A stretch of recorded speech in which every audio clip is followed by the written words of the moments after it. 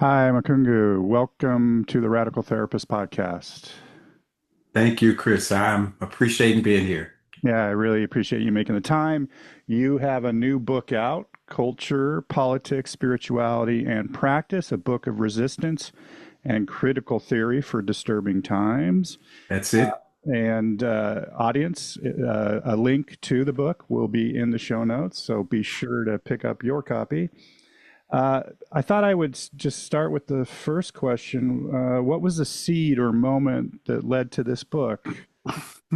Well, I've been friends with the folk at the Dulwich Center in Adelaide, Australia for close to 20, a little more than 25 years now.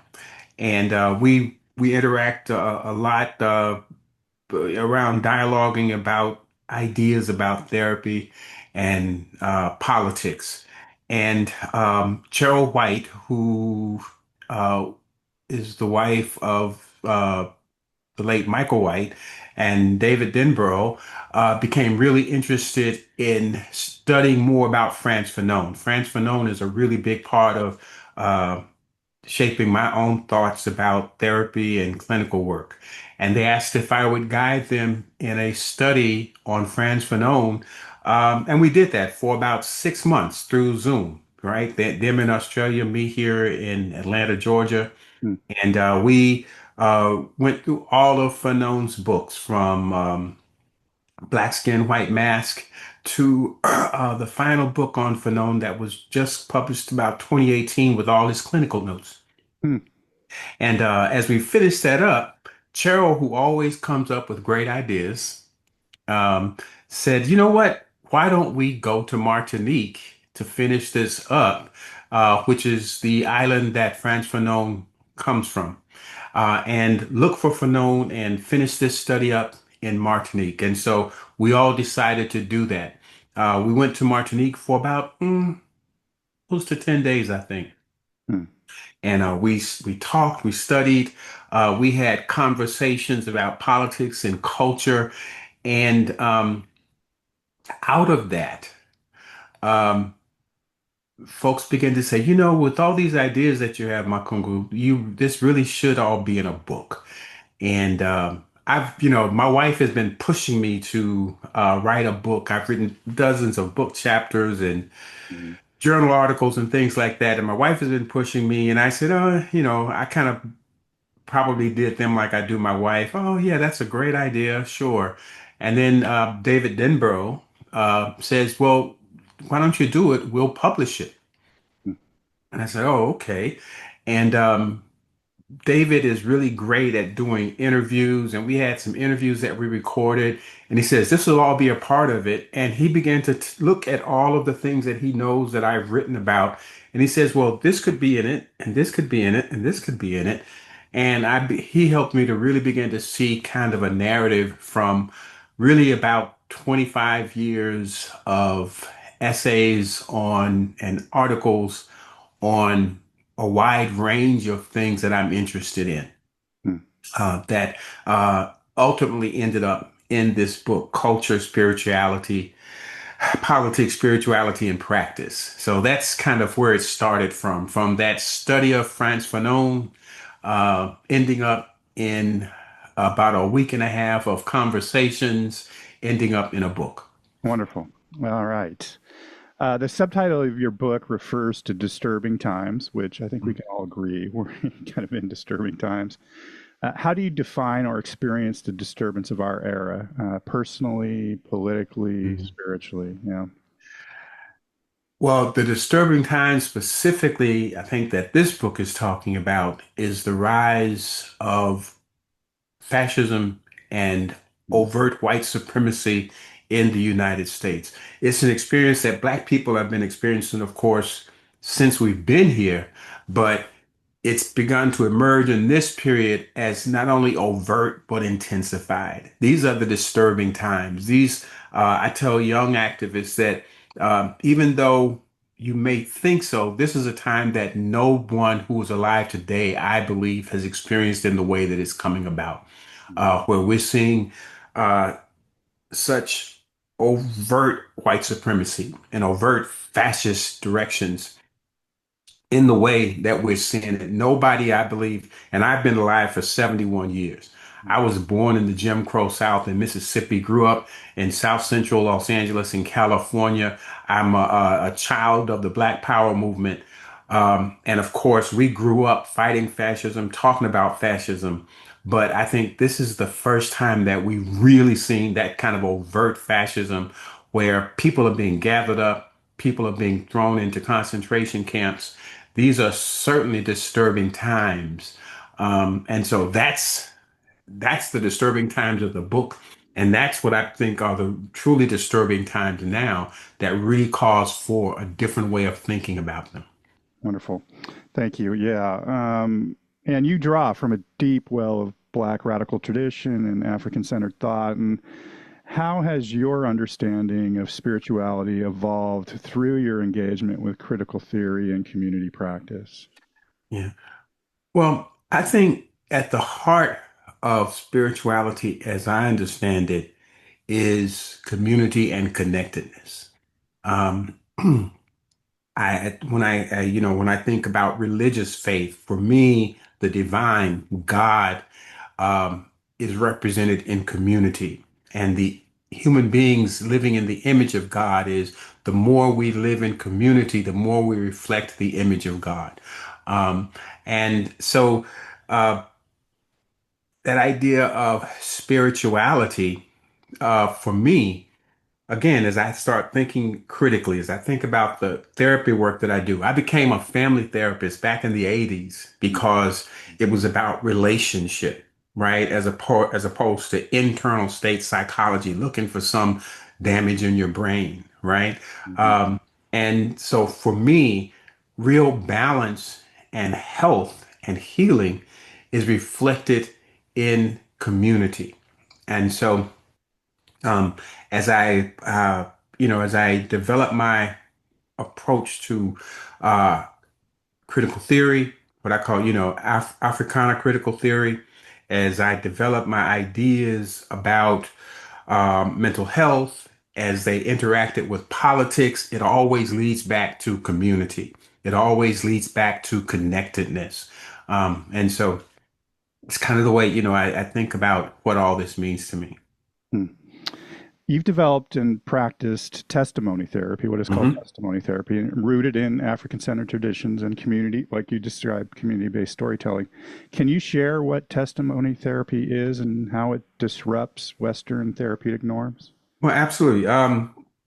Testimony therapy is a narrative therapy. I know a lot of your listeners are familiar with narrative therapy.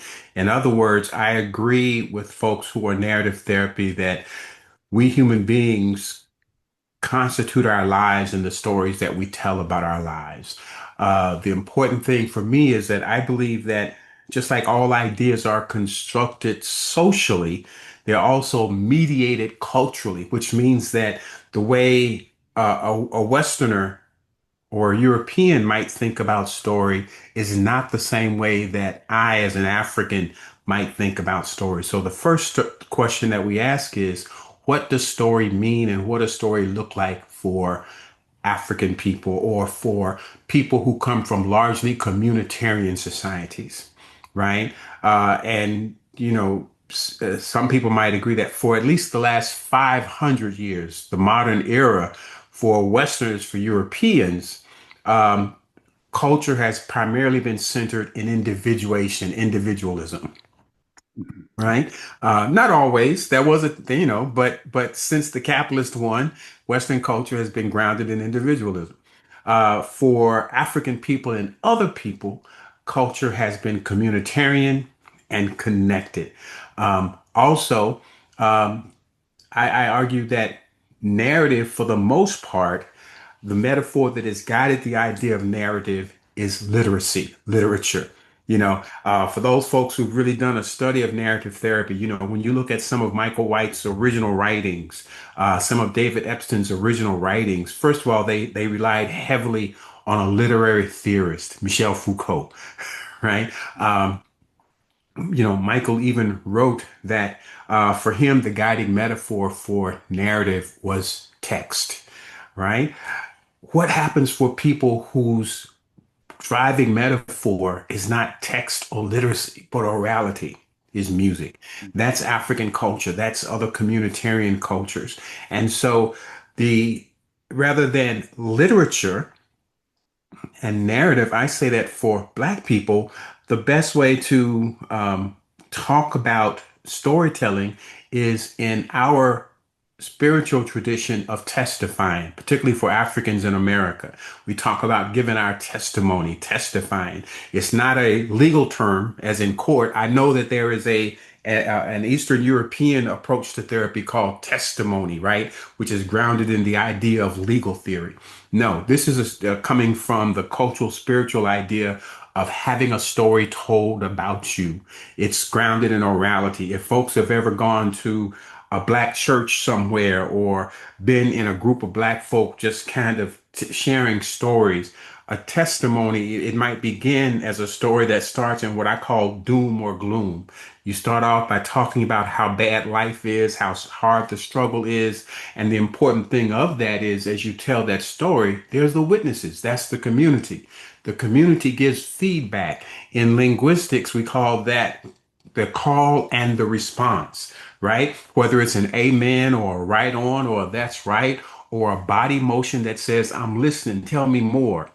As that happens, that influences the storyteller, which means that the story is being constructed not only by the storyteller, but by the witnesses. That's the nature of Black storytelling. In cultural theory, Africana cultural theory, that's called nomo, the power of the spoken word, the power of the word that can create reality itself. And so what testimony says is that storytelling for Black people is grounded in orality and musicality, right? It's that it's not just like text. Words don't just mean what the words say.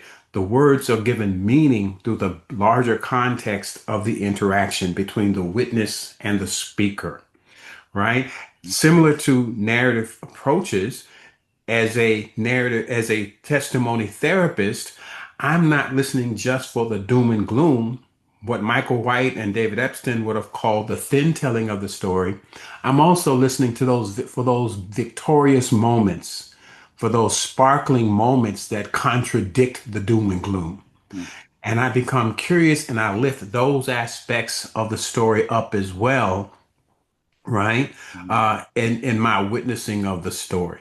So I happily say that testimony therapy is a form of narrative therapy, but it's narrative therapy in a specific cultural context, given a specific cultural meaning by African people grounded in our traditions of orality and musicality. Does that make sense? Oh, totally. And yeah, thank you for that. Yeah. Um, I want to know more too. In your work, and I think this is, we don't talk a lot about spirituality, but in your work, Mhm. spirituality isn't a retreat from politics, it's a site of resistance. And I'm wondering, can you speak to how you understand spirit as politically engaged and even insurgent? Hmm. Again, um, but obviously there's a difference between spirituality and religion, Mhm. right?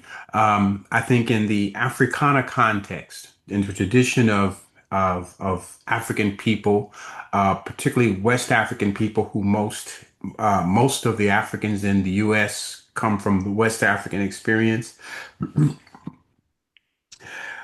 we're seeking balance. And we find balance in community, in relationships.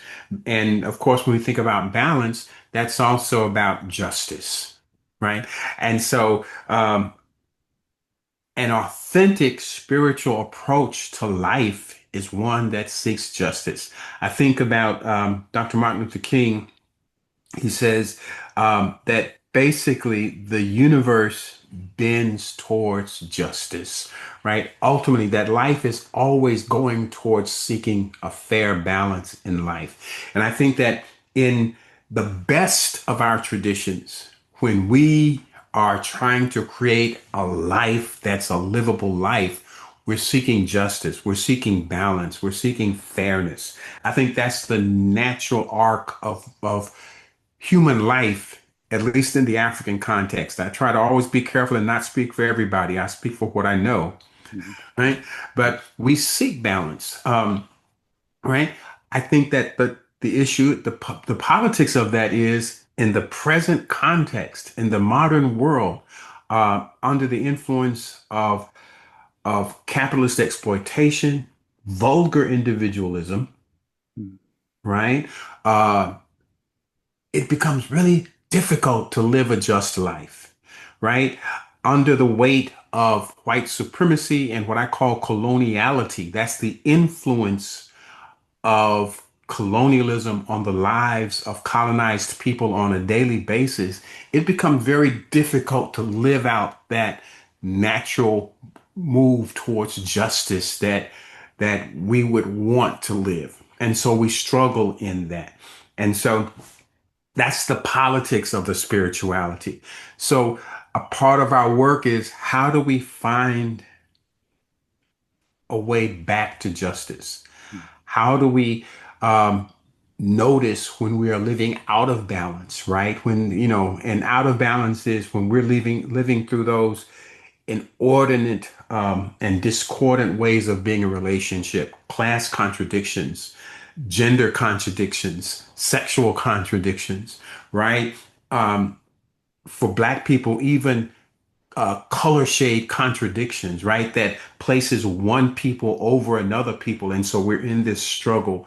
Our struggle is the constant effort to get back to that. Most of the problems that people come into the therapy room with, I believe, when Black folk come to me, are in some ways related to those inordinate imbalances in life. And they're struggling to get back to balance. My work as a therapist is to try to help people find the road back, not to force them into something that they don't want to be in, but to walk with them to try to find a road back to balance. Does that make sense? Yeah, thank you. You describe your work as a book of resistance. What are the resistance you see happening now that give you hope? What kinds of resistance do you think are needed in the field of mental health? I talked in the book, and I have a really good conversation with David Denborough. Mm. And I just talk about the everyday things that I see now. Um, I think that as I look back over the last few years, particularly the Trump era, um, as we think about one of the things that I talk about is at the height of the pandemic, right?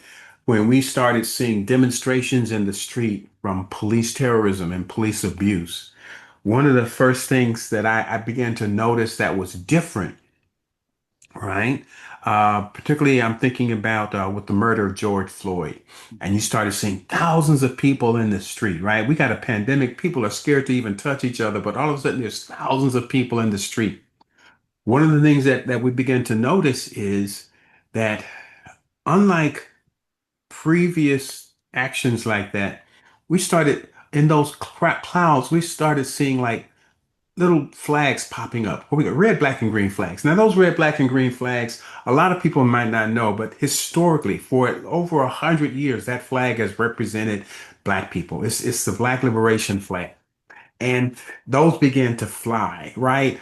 Um, over, particularly over the last few years in our community, I've noticed people have really held on to Black cultural traditions and holidays, whether it's Kwanzaa or in the book, I mentioned how just this past February, Black History Month was really grasped on hard by Black people. People were like, we're really into it.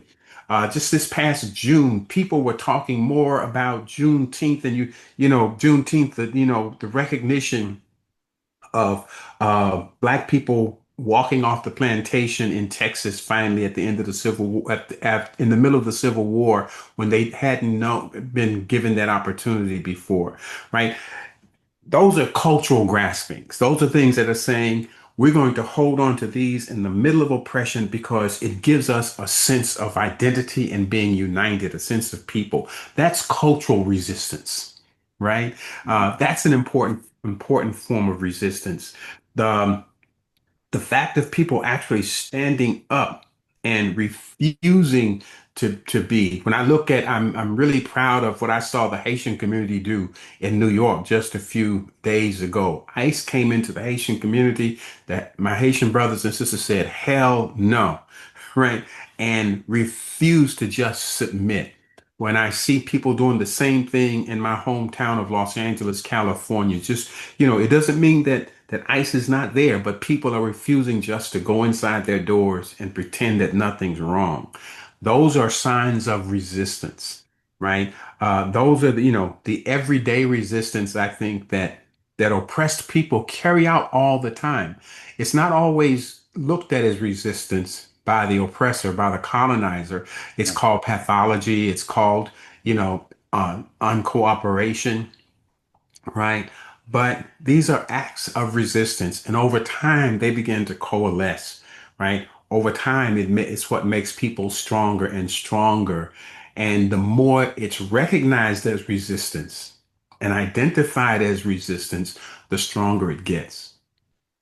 Great. Thank you.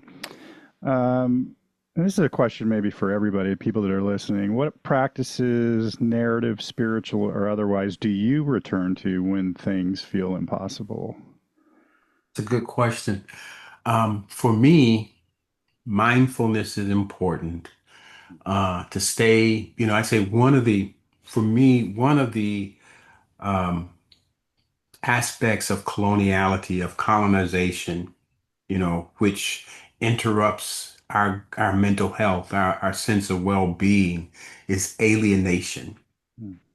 And, colonialism, capitalism, it alienates us. It first alienates us from ourselves. We feel disconnected, right? We become very much unaware of just being in the world, walking in the world. In a new book that I have coming out next year, I talk about walking in the fact of our blackness. It's walking around, and there's always that underlying thing just at the back of your mind that never lets you forget that you are black walking in a white world, right? And maybe if you're not a colonized person, a black or brown person, that doesn't make any sense. But I think those folk who are listening, who are black and brown and colonized, understand what it's like to walk around in the world being constantly aware, even on a very small subliminal basis, that you are somehow outside of the world, right? That constant feeling, that's alienation. We're not only alienated from ourselves, we're alienated from each other, from relationship. For colonized people, it's very difficult, and these are the ideas of Frantz Fanon. It's very difficult to have a I thou relationship. There's always me, the colonizer, and you. Even the way we talk to each other about ourselves, the colonizer is always interfering. We describe ourselves based upon our skin tone relationship to whiteness. There's that girl, she's dark skinned, but she's pretty. You know, that guy. Um, he's light skinned, but he acts really ignorant, right? So there's ways that we talk about ourselves that always has the colonizer somewhere in the middle of our relationships. We're alienated from relationship. We're alienated from the larger society because we know that we somehow don't fit in. And there's always that discomfort. And we're even alienated from nature itself. Capitalism has us either staying indoors most of the time, or even when we're outdoors, we don't take time just to notice the goodness of the creation and how it impacts us, right? So that alienation is an important thing. So for me, a very important spiritual practice is just mindfulness and remembering my connection to other people. Another important spiritual practice for me is intentionally making connection with others, Hmm. right? Uh, uh, Rejoicing in our own culture, rejoicing in our sense of connectedness, being very intentional, um, connecting to organized community, finding, I believe that one of the when people come in, and one of the things I mentioned in the book is it's a rare thing now that I go a week and someone who comes in for therapy with me does not mention their frustration with these disturbing times, with the rise of fascism and their confusion or their angst. And one of the questions I ask is, what organizations are you a part of? Mm. What community groups are you a part of? Are you just allowing yourself to be alone? Are you connecting with other people? That's an important thing. It's social, it's political, but I believe again that it's also spiritual to be connected because it fights back against alienation and disconnection within society. Does that make sense? Yeah, that's great. Yeah.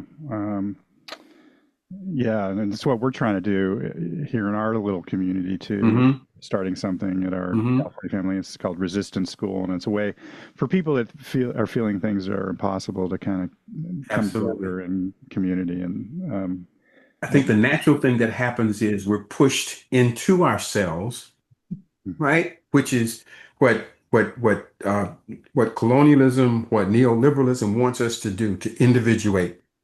yeah, But the natural arc of human beings is to be in connection, no, right? right, And I think our work as therapists, as healers, is to walk with people, to help people listen to and move towards that connection as opposed to listening to the voice of colonialism, of neoliberalism, which, you should do this by yourself. If you're not doing it on your own, there's something wrong with you, that's right, right? You should be able to depend on yourself, right? And that we think that there's a moral wrong in needing and depending on other human beings. right.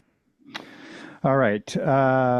Therapy and mental health are often presented as neutral or apolitical. What's the danger in that assumption, especially for Black communities and communities of resistance?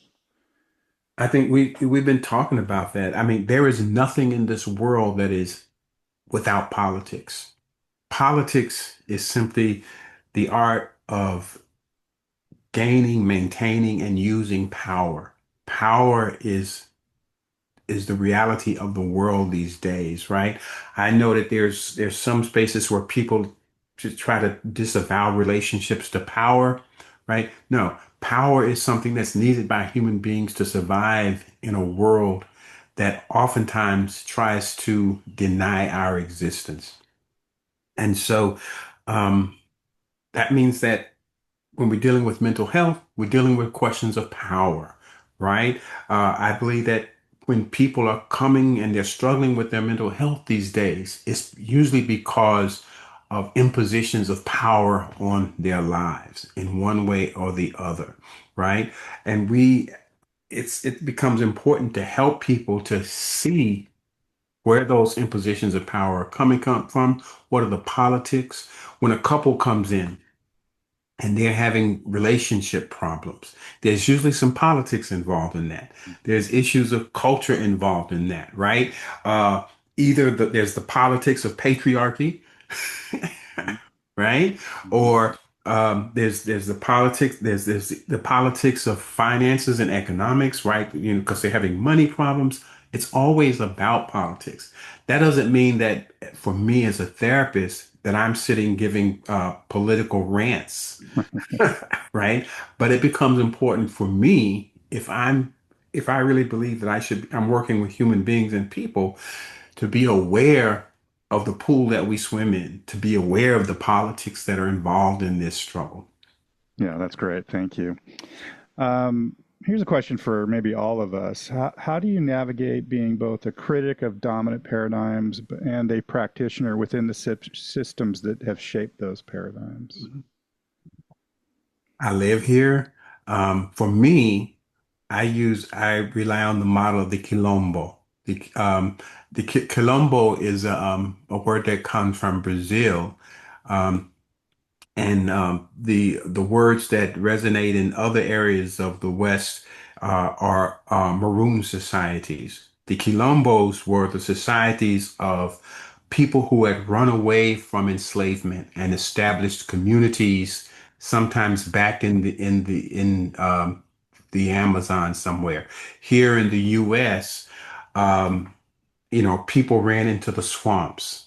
They ran into where the Florida Everglades or the Dismal Swamp along the East Coast. And they ran away from enslavement and set up societies that created safe spaces for people to go to. And sometimes there were people who lived in those safe spaces. And when they could, they would leave them, go into enslaved spaces and free more people and bring them back. So I live here, but I think of myself as living in a Quilombo, a Maroon society. I'm a Maroon, right? Yes. I teach at a university. I teach Africana studies, right? It's a state-run university in the South, right? They don't like stuff like DEI and all those things, critical race theories. But our students know that they can come to this space and it's a safe space. People who come for mental health support should know that they can come into a safe space where they can say anything they want to that they need to say for their healing, right? And so, yes, I live in an oppressive society, but that doesn't mean that I have to participate in my own or other people's oppression. I was doing a talk a few weeks ago, and the question of I think one presenter got up and he says, "I'm a capitalist," and he started talking, but then he started talking about, even though we have to be careful about money. And so I said, I want to say, first of all, I'm not a capitalist, right? That doesn't mean that I don't make money or whatever. I live in this society, but we have to make a distinction between being an oppressor and being a victim of oppression, being an oppressor and being a person who lives in an oppressive society. And the ethical question that we have to always make as people who live in an oppressive society is if we're going to actively participate in oppression or if we're going to build systems of resistance to that oppression inside.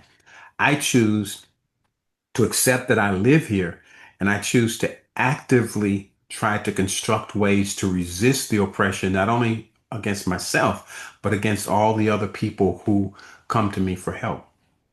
That's great. Thank you. Yeah.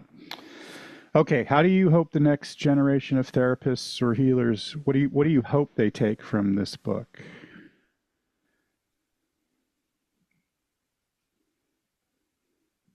I hope they take, first of all, the idea of resistance and critical theory, that we don't have to accept ideas from what I call old dead white men as the only legitimate ideas, that ideas can constantly be constructed. We should always be thinking critically about our own situation. Frantz Fanon said that each generation out of relative obscurity must discover their mission and either fulfill it or betray it.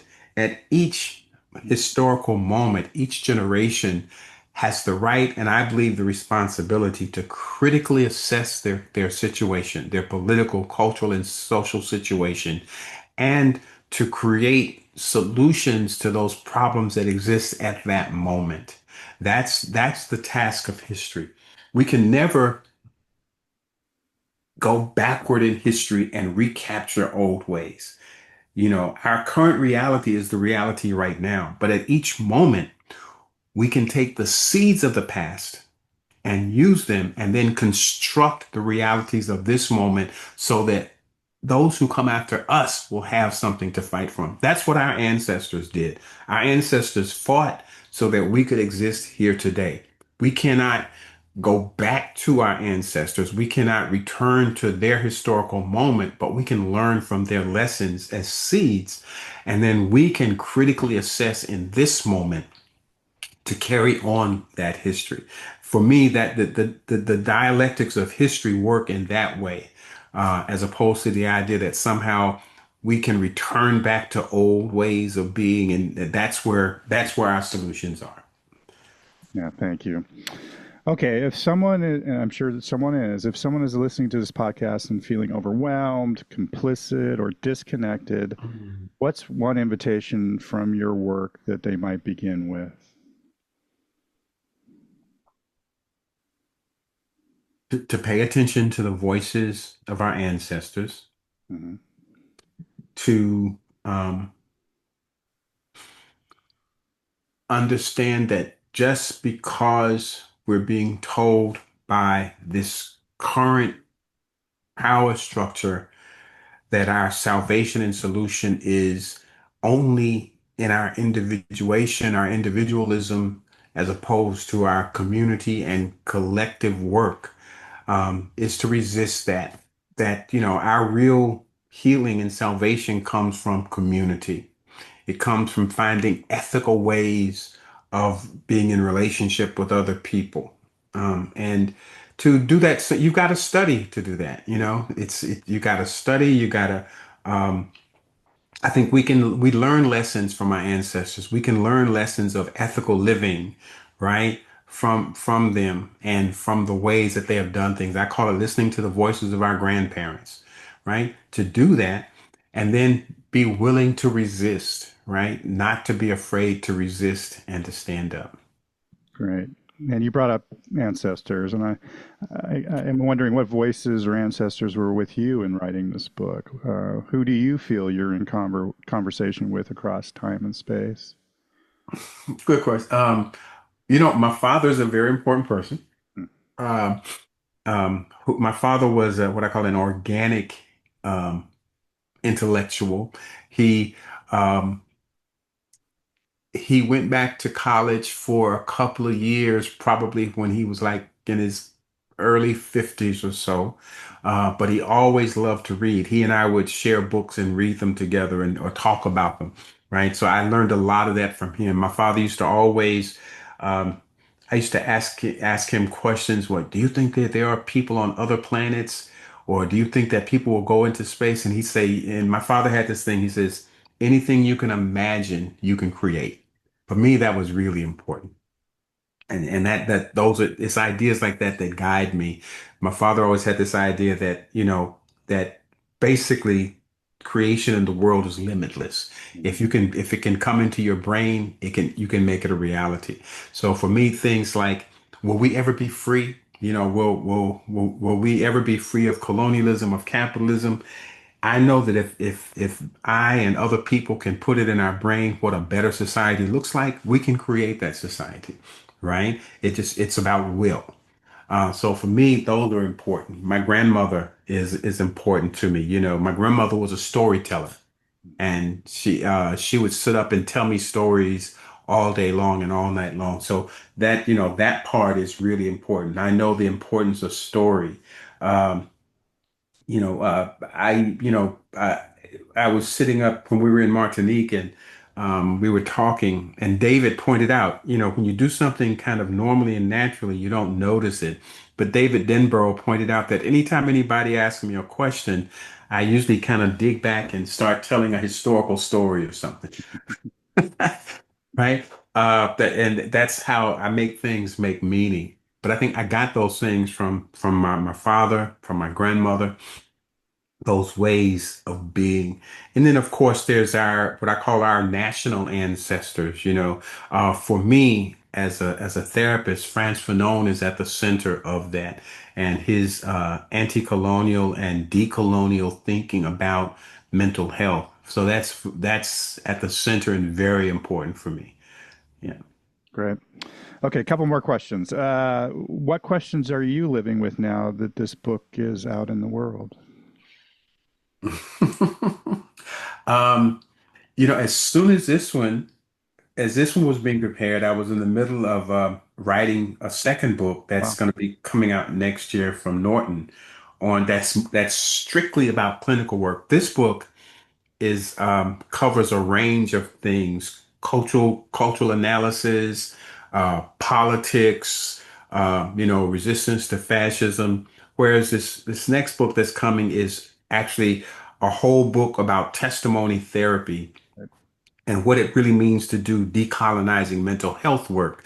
And so that's something that this book was finished and I went right into that. I was thinking about that and okay, what is that really? How do I explain all this stuff, clinically, which was is a lot different than um, I've got an eclectic brain, and so I think if you look through, the section on culture. I do an analysis of the importance of Amilcar Cabral, the leader of the independence movement of Guinea-Bissau and what we can learn from him in terms of cultural analysis, right? Some people might say, what's that got to do with mental health, right? But it has everything to do because a cultural analysis, how do we explain and talk about culture becomes important, right?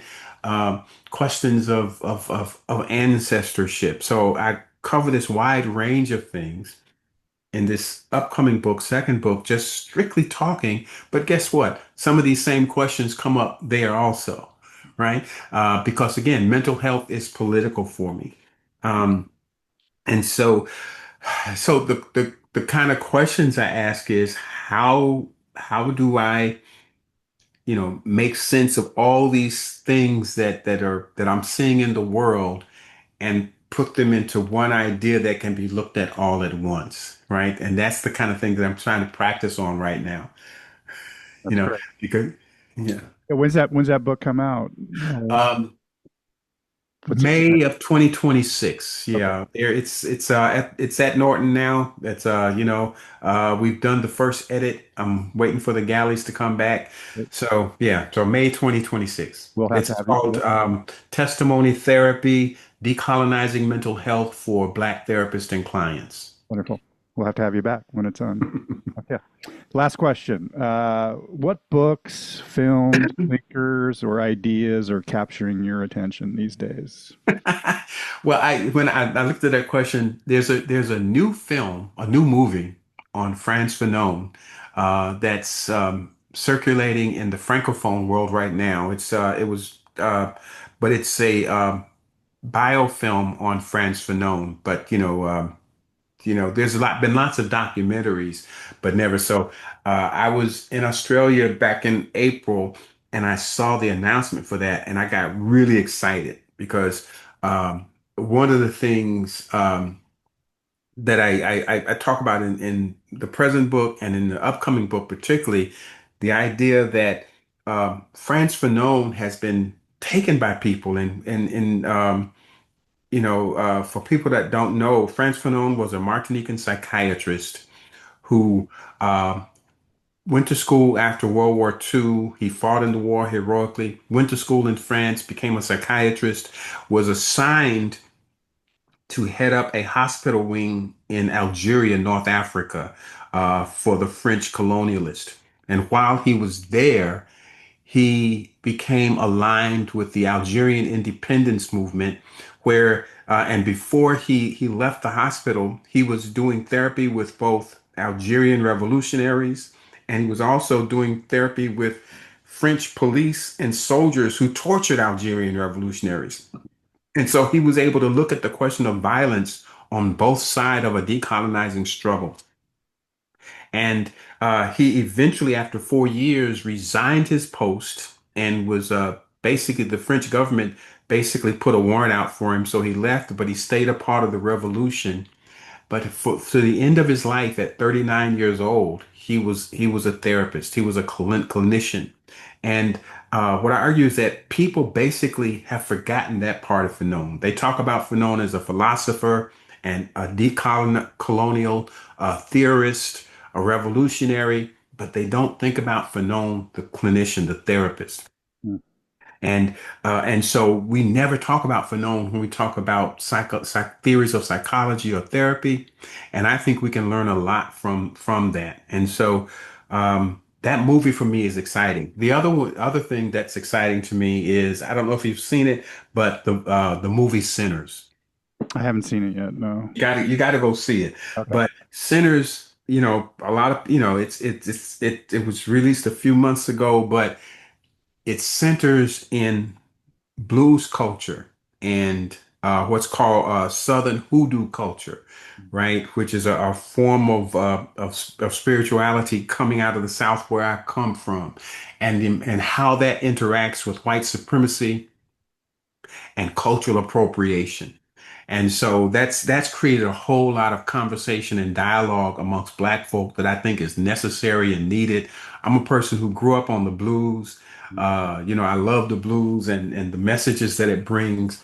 I talk about how that's important, for instance, to testimony therapy, orality. And so that film, which has created so much dialogue and discussion about culture, about colonization and cultural resistance, as well as the deep historical roots of Black musicality from ancient Africa into the future, and how music has been so much a part of our culture. So that's, for me, that's been a real influential and exciting thing that has come up, creating a lot of discussion around these days. Wonderful. And thank you, Makungu, for making the time and sharing with us. I really appreciate it. And thank you. I appreciate you. Thank you so much for the opportunity to have the conversation.